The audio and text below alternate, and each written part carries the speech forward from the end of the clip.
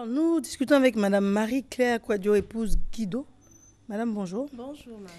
Vous êtes directrice de la promotion de la famille au ministère de la promotion de la femme, de la famille et de la protection de l'enfant. Oui, c'est cela. Et aujourd'hui, nous parlons de famille unie et prospère, socle d'un développement durable. Alors, pourquoi nous en parler aujourd'hui? Merci, Marielle, et merci pour l'opportunité que vous me donnez en m'invitant à cette tribune d'échange. Eh bien, la famille constitue la cellule de base de la société. C'est l'entité fondamentale sur laquelle toute société doit se baser pour amorcer son développement. Et donc, vous comprenez que c'est tellement important, la famille, que nous en parlons ce matin afin de pouvoir attirer encore l'attention de la société sur cette entité-là, qu'est la famille. Très bien. Ça veut dire que pour développer un pays, il faut des familles équilibrées. Effectivement, parce que la famille, comme je le disais tantôt, est le lieu de la transmission des valeurs fondamentales de la société. Alors qu'une société ne peut pas se développer sans valeurs. En ce sens que les valeurs telles que le courage, l'amour de la patrie, le sens du travail bien fait, le pardon, le respect de l'autre, toutes ces valeurs-là s'apprennent au sein de la famille. Et non seulement des valeurs fondamentales sont apprises au sein de la famille, mais la famille est également une entité économique, puisque lorsque un individu veut entreprendre, ou bien même une personne veut avoir un emploi ou effectuer un travail, cela s'apprend au sein de la famille. Vous voyez un peu dans nos sociétés traditionnelles, il y avait des familles de forgerons, il y avait des familles agricultrices. Et aujourd'hui, les parents envoient leurs enfants à l'école, et cela dans le sens ou bien dans le but principal d'en faire des personnes qui soient autonomes financièrement et qui soient aussi insérées dans la société. Donc la famille trouve en cela toute sa signification et son importance. C'est pour ça que souvent quand on est fâché, on dit mais il est mal élevé. Ça veut dire que sa famille n'a pas joué le rôle fondamental dans son éducation. La famille a ce rôle, a ce devoir d'éducation envers ses membres. La famille, c'est un groupe de personnes qui sont liées par des liens de sang, mais c'est aussi un groupe de personnes liées par des liens légaux. Par exemple, un homme et une femme qui se marient fondent à ce moment-là une famille. Et la vision du ministère de la Famille de Madame la ministre Euphrasie Kwasi-Yao, c'est que chaque famille soit unie, prospère et engagée. Parce que c'est en cela que la Côte d'Ivoire peut avoir les familles comme partenaires pour pouvoir atteindre son développement, atteindre l'émergence en 2020. Alors, quand vous dites famille unie et prospère, en quoi vous pouvez interagir pour que ce soit possible? Effectivement, comme vous-même vous le savez, la famille est une entité qui a besoin d'être accompagnée. Non seulement l'État ou le gouvernement la prend comme partenaire, mais le gouvernement renforce également ses capacités. Au sein du ministère de la promotion de la femme, de la famille et de la protection de l'enfant, la ministre Euphrasie Kwasi-Yao a souhaité que les complexes socio-éducatifs puissent encadrer les familles. Donc, nous avons formé des conseillers conjugaux au sein de ces structures-là qui encadrent les familles, qui les accompagnent et qui accroissent leurs compétences en matière d'éducation, en matière de gestion de leur budget familial, en matière de socialisation, puisque ces familles-là, nous les prenons comme appui pour que la cohésion sociale soit effective au sein des communautés. Bon, je prends les exemples concrets. Beaucoup de personnes nous écoutent, elles vivent en couple, il y a des hauts, il y a des bas, comme partout et dans tous les domaines d'activité. On vous écoute aujourd'hui et on n'a pas l'impression que ça va mal, hein, mais au jour le jour, à chaque jour suffit sa peine, il y a des problèmes qu'on gère au jour le jour. Comment savoir si on a besoin de vous ou pas? Par rapport à l'encadrement dont vous parlez. Oui, nos structures sont des structures qui sont formées pour encadrer les familles. Et donc, la famille actuellement en Côte d'Ivoire et même dans toutes les sociétés d'ailleurs connaissent des mutations, des difficultés au niveau économique, au niveau même des relations entre les membres. Parfois, il y a des crises, des conflits au sein des foyers, entre couples, entre parents et enfants, et même entre les enfants. Et donc, en cela, nous les accompagnons à pouvoir situer les responsabilités des uns et des autres, savoir quelles sont les concessions que chacun doit faire pour que cette famille demeure unie et quelles sont les actions qu'elle doit mener, cette famille, dans son entièreté pour pouvoir atteindre ses objectifs. Quand vous parlez, on a l'impression qu'il y a une dimension qui dérange un peu, c'est le côté où vous rentrez dans l'intimité de la famille. Parce que pour arriver à l'objectif dont vous parlez, il faut être proche de la famille, il faut être intime à la famille pour comprendre son fonctionnement, comprendre et voir comment les aider. Effectivement. Parce qu'une famille, lorsque la famille s'approche de nos structures et que cette famille ne peut pas s'ouvrir, effectivement, nous ne pouvons pas l'aider. C'est clair que pour pouvoir aider quelqu'un, il faut connaître les sources, les raisons pour lesquelles elle traverse ces situations. Donc, c'est en cela qu'il est très important que les familles, en s'approchant de nos structures, soient confiantes, qu'elles soient confiantes et qu'elles puissent s'ouvrir effectivement pour que nous puissions leur apporter l'aide dont elles ont besoin. C'est quoi? Ce sont des psychologues que vous avez? Nous avons des travailleurs sociaux en notre sein qui ont appris l'accompagnement des personnes en situation difficile. Très bien. Et ensuite, pour le côté discret des choses, je prends un exemple, une femme qui a trompé son mari et qui sait pertinemment que c'est la source de conflit dans le foyer aujourd'hui. Il n'en parle pas ouvertement, mais il est complètement désabusé. Une dame qui se confie à vous a peut-être l'inquiétude de se dire que est-ce que son secret sera vraiment gardé? Est-ce que c'est normal de se faire aider par une personne qui est envoyée par le ministère? Il y a un peu de réticence? Non. Avant d'être ministère, ces personnes-là sont effectivement des personnes humaines. Ce sont des travailleurs qui ont appris leur travail. Et comme notre objectif, c'est de préserver l'unité au sein des familles, nous savons quelles sont les actions à poser auprès de ces personnes-là pour que cette unité soit préservée.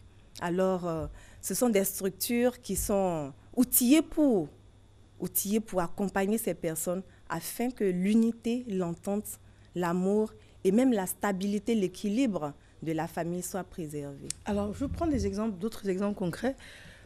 À beaucoup de pourcents, je ne pourrais pas dire la proportion exacte, la source de problèmes dans les familles réside dans le manque d'argent. Généralement, quand il y a un problème d'argent, tout énerve, tout agace. Et quand il y a de l'argent, tout va mieux. Alors, quand c'est comme ça, vous avez un moyen d'orienter ou d'encadrer la personne pour qu'elle entreprenne? Ou bien le monsieur qui est complètement endetté, qui est chef de famille, mais qui n'assume plus son rôle, il y a de la méprise en ce qui concerne sa femme, qui, elle, à son petit niveau, essaye de joindre les deux bouts, mais elle commence à éprouver du mépris pour son mari, qui ne représente plus le modèle, le socle de la famille, comme elle l'aurait imaginé. Et vous identifiez parfaitement là le problème d'argent. Vous avez des solutions pour ça? Effectivement, les familles qui s'approchent de nous rencontrent pas mal de difficultés. C'est là l'un des mots que connaît vraiment notre société. Parce qu'en plus de la crise économique, Il y a également les problèmes de l'éducation des enfants, la violence conjugale, il y a la défaillance même de la responsabilité parentale et tout ça. Pour ce qui concerne l'aspect économique au sein de la famille, nos structures accompagnent les familles en les aidant à gérer leurs revenus. Parce que c'est fondamental. Lorsque, au sein d'une famille, le budget est mal géré, il va sans dire que cela va dépendre entièrement sur toute la famille.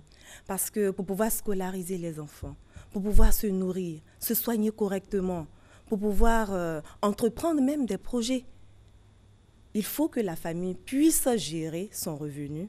Monsieur et madame puissent s'asseoir, définir quelles sont les dépenses qu'ils doivent effectuer, qu'est-ce qu'ils doivent épargner pour l'avenir et pour le bien également des enfants. Alors, en tant que directrice de la promotion de la famille au ministère de la promotion de la femme, de la famille, de la protection de l'enfant, j'aimerais savoir qu'est-ce qui est préconisé aujourd'hui? Parce que tout à l'heure, vous parliez de gérer le revenu. Il y a des femmes qui estiment que c'est à l'homme de gérer principalement tout ce qui est source financière dans la famille et qu'elle fait ses petites activités ou bien elle a un boulot, mais c'est à l'homme de gérer. Quand elle le veut bien, elle peut contribuer. Ou bien aujourd'hui, qu'est-ce qui est préconisé? Chacun gère en proportion de ses revenus ou c'est toujours l'homme qui gère principalement? Parce que c'est également source de conflit. Quand l'homme dit à la femme, bah, écoute, toi, tu gagnes tant, donc fais tes choses. Elle va dire, mais pourquoi? Toi, ton argent, tu fais quoi avec? Mais c'est à toi de le faire. Écoute, c'est toi l'homme, c'est pas moi. C'est toi qui portes la culotte.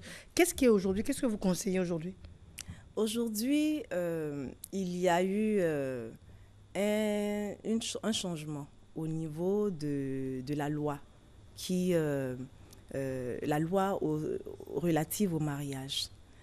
Et ces nouvelles dispositions de la loi sur le mariage préconisent que l'homme et la femme gèrent conjointement le foyer. L'homme a pendant longtemps géré seul, si on peut le dire, entre guillemets, le foyer parce que la femme quand même l'aidait. La femme l'aidait, la femme le soutenait. Mais aujourd'hui, de façon légale, cela est écrit que l'homme et la femme doivent gérer conjointement les besoins et faire face conjointement aux besoins du foyer. Et cela en proportion de leurs revenus. C'est-à-dire que si, je prends un exemple, si dans le couple, il est dégagé 100 000 francs pour toutes les dépenses qui concernent la maison, qui concernent le ménage, chacun apporte en fonction de ce qu'il gagne. Chacun apporte en fonction de ce qu'il gagne. Donc chacun... Il faudrait que ce soit déclaré pour ça. Non, mais je pense que quand les couples sont mariés, la plupart du temps, c'est sur la base de la confiance. On se marie parce qu'on a confiance l'un en l'autre. C'est vrai qu'à la longue, il arrive des difficultés, mais le couple se construit d'abord dans un premier temps sur la base de la confiance. Et c'est sur cette base de la confiance que ces nouvelles dispositions ont été prises afin de pouvoir emmener effectivement chaque membre de la famille ou bien chaque membre du couple à pouvoir contribuer effectivement à la résolution des difficultés ou à la résolution des problèmes dans le couple. Et l'homme peut contraindre la femme dans un cadre légal? Oui, dans un cadre légal, si la femme ne joue pas effectivement son rôle, elle peut être obligée, lorsque l'homme saisit la justice par rapport à cela. D'accord. Quand on parle de famille, il ne faut pas qu'on arrive à ces extrêmes. Parce que généralement, dès qu'on parle de justice dans un foyer, c'est qu'il y a déjà un problème et c'est difficile de revenir en arrière. Pas forcément. Je veux dire que la loi est là pour attirer l'attention des uns et des autres, attirer l'attention sur leurs responsabilités.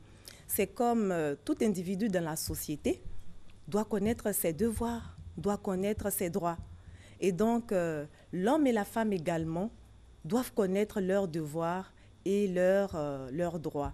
Et lorsque l'un ne respecte pas les droits de l'autre ou bien n'accomplit pas ses devoirs, je pense qu'il est nécessaire qu'on puisse le ramener à de bonnes raisons afin qu'elle puisse jouer effectivement son rôle.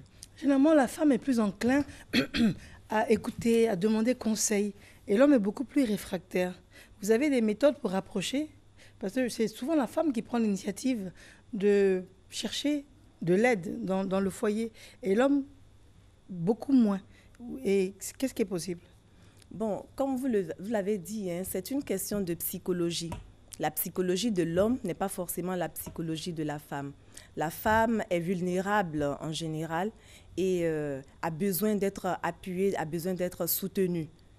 Et aujourd'hui, nous sommes basés sur un programme d'éducation familiale.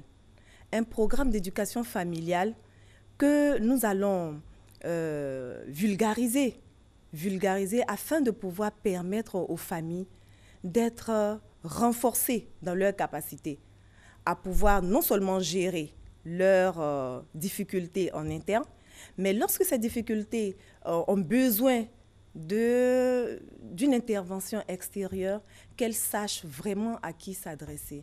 Alors, dans un premier temps pour nous, il faut que nous puissions amener les couples à pouvoir gérer eux-mêmes leurs difficultés. C'est ça la chose la principale.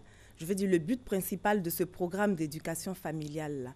Et donc, ce que nous sommes en train de développer actuellement, c'est de pouvoir accompagner les familles, les former, renforcer leurs capacités pour que ces familles-là puissent soit elles-mêmes capables de pouvoir gérer en interne leurs difficultés. Très bien. Alors, quand vous vous accompagnez et que vous réalisez certains travers qui devraient peut-être être punis, comment vous réagissez? Parce que la femme vous fait confiance, elle vient vers vous pour vous dire que, par exemple, elle se refuse à son mari, elle n'en a pas envie et le monsieur la contraint. Même s'ils sont mariés, est-ce qu'on appelle ça, par exemple, un viol? Quand bien même ils seraient légalement mariés, est-ce que la femme a le droit de se refuser à son homme et s'il les contraint? Est-ce qu'on appelle ça un viol? Ma première question. Et ma deuxième question, dans ce contexte-là, si vous en êtes témoin, parce qu'elle a fait des confidences, est-ce qu'il n'y a pas une trahison si vous cherchez à régler le problème par rapport à la justice? Est-ce que la femme ne va pas se dire, j'aurais pas dû leur dire, voilà, maintenant, elles vont, ou bien ils vont, hein, ou bien les personnes, en tout cas extérieures, vont malheureusement créer des problèmes à mon mari? Normalement, lorsque un couple traverse ce genre de difficultés, ce que généralement nos structures font, c'est de pouvoir écouter les deux parties. Écouter les deux parties afin de savoir quelle est la cause de ce conflit-là. Un homme qui contraint sa femme, je veux dire, un homme qui contraint sa femme, un homme n'a pas le droit de contraindre sa femme. Déjà. Parce que toute personne a le droit de disposer de son corps.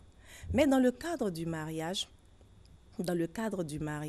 parce que le mariage n'est pas fait pour que deux personnes puissent être tout le temps en conflit, Et donc, notre responsabilité à nous, c'est de pouvoir écouter les deux parties afin de pouvoir amener les uns et les autres à pouvoir avoir le bon comportement, la bonne attitude qui convient à l'épanouissement de la famille. Parce que ce sont des genres de conflits qui amènent à la longue la dislocation au sein des familles et qui agrandissent le fossé entre l'homme et la femme. Et puisque notre objectif, c'est de travailler à l'union des familles et à leur prospérité, notre devoir donc est d'écouter les deux parties et de pouvoir ramener ce couple-là à l'entente, à l'union. D'accord. Très bien. Donc, mais par contre, la réponse que je n'ai pas, c'est comment vous réagissez devant un problème de droit qui se pose, où la femme, où ses droits sont bafoués. Vous arrêtez le monsieur, vous lui parlez, qu'est-ce que vous faites? Bon, là, vous me mettez dans une situation un peu difficile, mais ce que nous avons l'habitude de faire, nous concilions, nous cherchons à concilier les deux parties. Il arrive parfois que nous arrivons devant la justice. Et là, lorsque les droits de l'un sont vraiment bafoués, ça peut être le droit de la femme comme le droit de l'homme. Il n'y a pas seulement que les femmes qui sont victimes dans les foyers. Il arrive aussi que des hommes soient victimes de maltraitance, victimes de difficultés. Par exemple, c'est ça? Par exemple. Oui. Donc, lorsque nous nous trouvons en face de ces difficultés-là et que l'autre ne veut pas obtempérer malgré tout, pour la sécurité de l'un des conjoints, de celui qui est en difficulté, parfois nous arrivons devant la justice. Ce que nous ne souhaitons pas toujours. Quand nous avons essayé toutes les voies pour pouvoir concilier les deux parties et que nous n'atteignons pas cet objectif, pour la sécurité de l'un des conjoints, de celui qui est en difficulté, nous sommes obligés de recourir à la justice. D'accord. Alors, depuis tout à l'heure, ça passe en boucle, hein, des images de Madame le ministre, et puis on réalise qu'il y a des récompenses. Donc, ce sont des familles modèles? Oui, ce sont des familles modèles. Nous avons organisé depuis 2 ans déjà le concours de la famille modèle. C'est un concours qui amène les familles au respect des valeurs fondamentales. Parce que les principaux critères de ce concours-là sont basés sur les valeurs fondamentales de la famille. Il y a par exemple des valeurs comme la solidarité au sein de la famille, l'éducation des enfants, le partage ou la gestion des revenus de la famille. Il y a l'amour que la famille développe auprès de la communauté, son insertion au sein de la communauté. Donc, voici autant de valeurs sur lesquelles nous nous basons pour pouvoir sélectionner ces familles. Et pour ce faire, vous restez en immersion dans la famille longtemps? Nous avons nos structures de base, effectivement, qui s'approchent de ces familles. D'abord, nous avons les candidatures de ces familles grâce à la communauté dans laquelle vivent ces familles. Et ces communautés sont également soutenues par les autorités administratives de la région en question. Et donc, ces autorités sont une première source pour nous qui atteste la véracité de ce que la communauté dit. Et puis, nos structures de base, ensuite, s'approchent de ces familles-là qui mènent une enquête pour voir effectivement si les critères que nous avons définis sont respectés au sein de cette famille. Très bien. Alors, tout à l'heure, vous avez vu la famille modèle Or qui a reçu le prix de l'excellence. C'est une famille qui vient de la région de l'ingénieur Djablin, donc d'Abengourou. L'homme a connu beaucoup de difficultés. Et malgré tout cela, la femme est restée fidèle à ses côtés. Ils ont pu élever environ 8 enfants ensemble et avec 4 protégés. 4 protégés venant d'autres familles qu'ils ont scolarisés, qu'ils ont soutenus. Aujourd'hui, tous ces enfants-là ont réussi, tous ces enfants travaillent.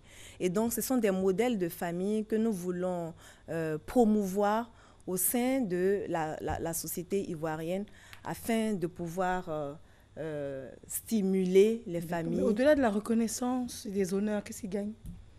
En dehors de cela, la famille modèle Or, que vous avez vu tout à l'heure, a eu le prix de l'excellence. Et le prix de l'excellence, c'est une somme d'environ 10 millions de francs CFA. Ah ouais. Voilà, qu'ils ont reçu du président de la République, de la présidence de la République. Le président Alassane Ouattara a fait de la famille un partenaire, raison pour laquelle il y a eu plusieurs actions qui ont été instituées en faveur de la famille. Il y a eu, par exemple, l'organisation du symposium international sur la famille.